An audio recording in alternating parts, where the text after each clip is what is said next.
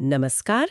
आज हम बात करेंगे इंफॉर्मेशन गैदरिंग की, जिसे टेक की दुनिया में कहते हैं रिकॉनेसेंस या शॉर्ट में रिकॉन। हाँ, बिल्कुल। ये किसी भी साइबर सिक्योरिटी ऑपरेशन का या एथिकल हैकिंग का कह सकते हैं पहला और शायद सबसे जरूरी स्टेप है। सही कहा, बिल्कुल पहला कदम। हमारी आज की ये चर्चा खुफिया जानकारी एकत्रण, प्रकार और भारत में विनिमयन इस सोर्स पर आधारित है। जी।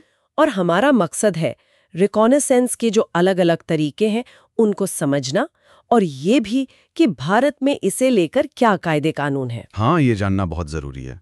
सोचे ना, किसी सिस्टम को हैक करना हो या उसे बचाना हो, पहले उसके बारे में जानना तो पड़ेगा ना। बिल्कुल, बिना जानकारी के तो कुछ भी नहीं हो सकता। तो चलिए इसी को थोड़ा खोलते हैं।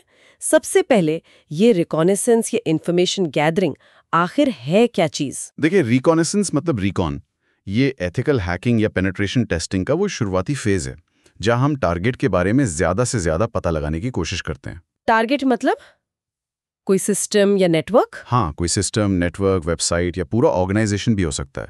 मकसद होता है जानकारी जुटाना, जैसे कौन सी सर्विसेज इस्तेमाल हो रही हैं, कौन सी टेक्नोलॉजी है, आईपी रेंजेस क्या हैं, ईमेल्स कैसे दिखते हैं, कौन लोग वहाँ काम करते हैं। अच्छा। और हाँ, सबसे ज़रूरी, संभावित कमजोरियां जिन्हें हम वल्नरेबिलिटीज कहते हैं। ये सब जानने के बाद ही आगे का प्लान बनता है। समझ गई।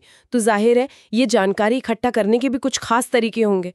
मतलब कैसे करते हैं ये सब? हाँ, मोटे तौर पर दो मेन तरीके हैं। एक है पैसिव रिकॉनेसेंस। पैसिव? हाँ, पैसिव। और दूसरा है एक्टिव रिकॉनेसेंस। ठीक है, तो पहले पैसिव रिकॉनेसेंस को समझते हैं। इसमें क्या होता है? ये पैसिव क्यों है? पैसिव इसलिए क्योंकि इसमें हम टारगेट सिस्टम से सीधा कोई इंटरैक्शन नहीं करते, मतलब उसे टच नहीं करते। अच्छा, तो जानकारी कहाँ से मिलती है? सारी जानकारी पब्लिकली अवेलेबल सोर्सेज से जुटाई जाती है, जो चीजें इंटरनेट पर वैसे ही मौजूद हैं। जैसे कि कुछ उदाहरण देंगे? बिल्कुल, जैसे who is lookup.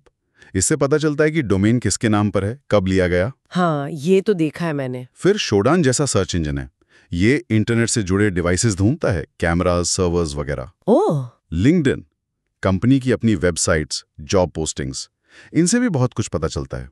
Technology stack, कर्मचारियों के नाम, पोजीशंस। हाँ, सही कहा। और एक बहुत पावरफुल तकनीक है गूगल डॉकिंग, मतलब गूगल सर्च को खास तरीकों से इस्तेमाल करके छुपी हुई फाइल्स या लॉगिन पेज ढूंढना। अच्छा। ये सब आता है OSINT यानी ओपन सोर्स इंटेलिजेंस के अंदर। और हाँ, कुछ टूल्स भी हैं जैसे सबलिस्ट्री, सब डोमेन ढूंढने के लिए, या फोका, जो डॉक्यूमेंट से मेटाडेटा निकालता है। तो इसमें पकड़े जाने का डर नहीं होता होगा, क्योंकि हम सीधा सिस्टम से इंटरैक्ट नहीं कर रहे? हाँ, बिल्कुल। पैसिव रिकॉन में रिस्क बहुत कम होता है, लगभग ना के बराबर, क्योंकि आप बस वही देख रहे हैं जो सबके लिए उपलब्ध है। तो फिर एक्टिव रिकॉनेसेंस क्या है? जाहिर है ये पैसिव का उल्टा होगा। बिल्कुल। एक्टिव रिकॉनेसेंस में हम जानकारी के लिए टारगेट सिस्टम के साथ सीधा इंटरैक्ट करते हैं, उसे प्रोब करते हैं। प्रोब मतलब?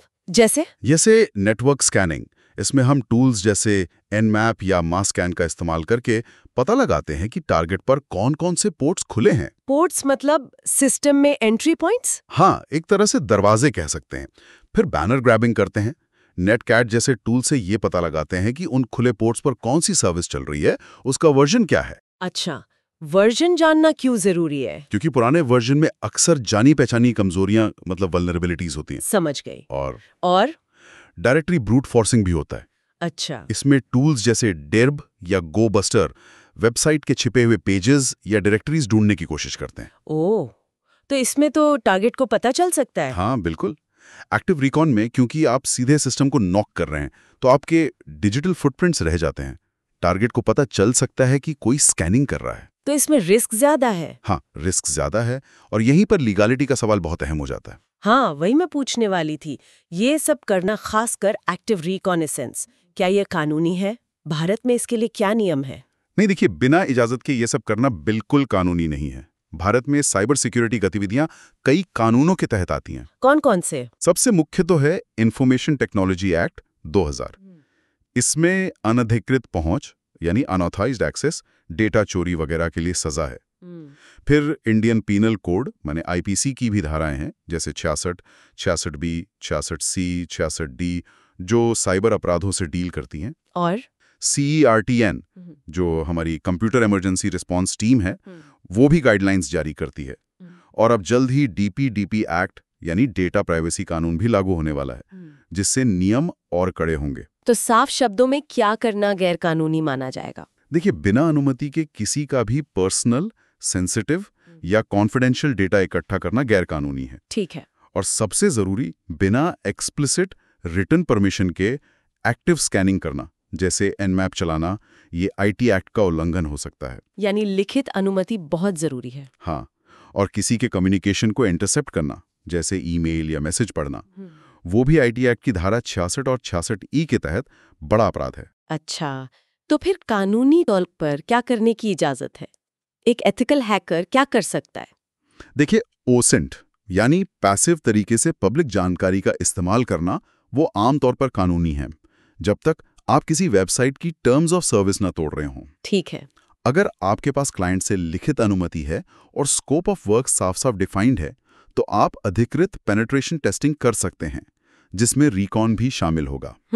बग बाउंटी प्रोग्राम्स जो कंपनियां खुद चलाती हैं, उनके नियमों के तहत रिकॉन करना भी ठीक है। ओके।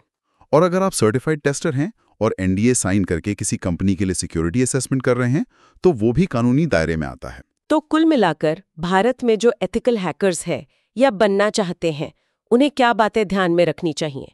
प्रैक्टिकल सलाह क्या होगी? सबसे पहली और सबसे जरूरी बात, किसी भी तरह का एक्टिव रिकॉनेसेंस शुरू करने से पहले हमेशा लिखित अनुमति लें। Written permission is must. Sheet है, लिखित अनुमति, और अपने सारे टेस्ट्स का रिकॉर्ड रखें। ऑडिट लॉग्स मेंटेन करें, ताकि कल को कोई सवाल उठे तो आप दिखा सकें कि आपने क्या किया और क्यों किया और आपके पास अनुमति थी। ये जरूरी है। पैसिव तरीकों का इस्तेमाल भी जिम्मेदारी से करें। किसी सर्विस की लिमिट्स को क्रॉस ना करें, बहुत ज्यादा पर्सनल डेटा ना निकालें, रिस्पेक्ट टर्म्स ऑफ सर्विस। और हाँ, एक और बात, अगर आपको पैसिव रिकॉन के दौरान भी कोई सीरियस वल्नरेबिलिटी, कोई बड़ी कमी दिख जाती है, तो क्या करें? तो उसे पब्लिक ना करें।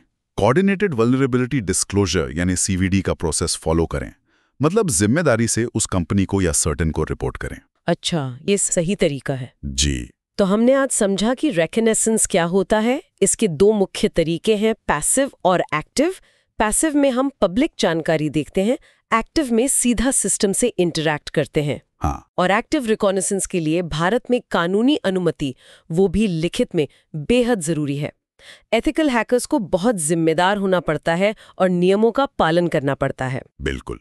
और एक दिलचस्प बात यह है कि पैसिव रिकॉनेसेंस जो कानूनी तौर पर ज्यादा सेफ है, उससे भी कभी-कभी इतनी क्रिटिकल जानकारी मिल जाती है जिसकी आप उम्मीद नहीं करते। सच में? हाँ, तो असली शक्ति इस जानकारी के जिम्मेदार उपयोग में है, चाहे आप डिफेंस में हो या ऑफेंस में। बिल्कुल सही कहा। और ये वाकई सोचने वाली बात है कि हम सबके बारे में कितनी जानकारी पब्लिक डोमेन में तैर रही है, और इसका किसी व्यक्ति या किसी संगठन की सुरक्षा के लिए क्या मतलब हो सकता है। क्या हम सब अपनी डिजिटल फुटप्रिंट को लेकर यथेष्ट जागरूक हैं? ये एक बड़ा सवाल है। इस पर विचार जरूर कीजिएगा। आज के लिए इतना ही। धन्यवाद।